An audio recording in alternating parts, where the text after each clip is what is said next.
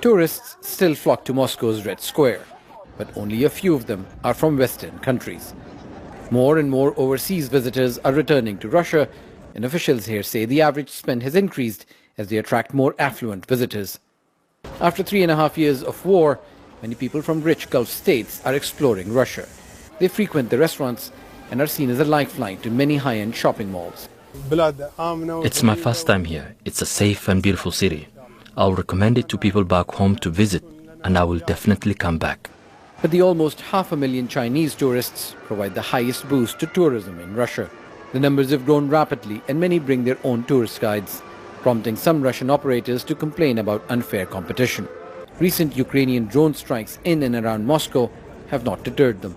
Of course, we heard some news in our country that a lot of people are afraid of to come here. But when we come here, and this is our second day to be this country, I see everything is great. Even Mexico, that is where I am from, you hear about narcs and these kind of situations. So I think you need just to be in the correct places, and that's it. The language gap is addressed by hiring more English-speaking staff and even language training for tourism police. Moscow's city government believes the number of people will continue to rise. We have received almost 3 million international tourists, and 30% of them are coming from the Middle East. And of course, we do have some challenges related to payments, for example. But it looks like now that it's not a primary issue. People find the ways how to get around. People come with their cash.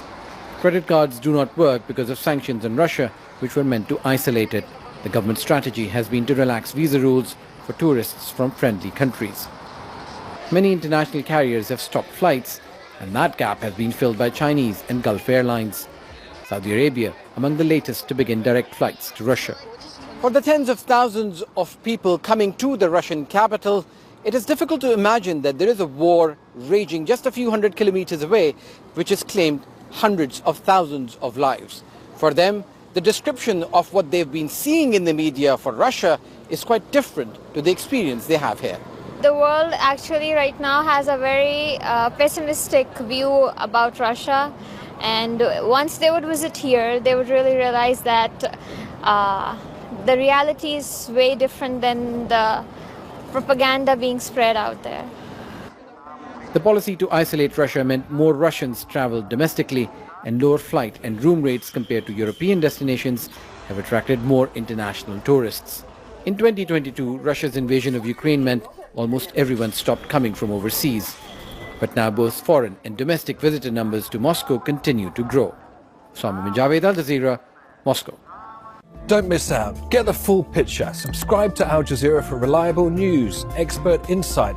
Like, share, stay ahead.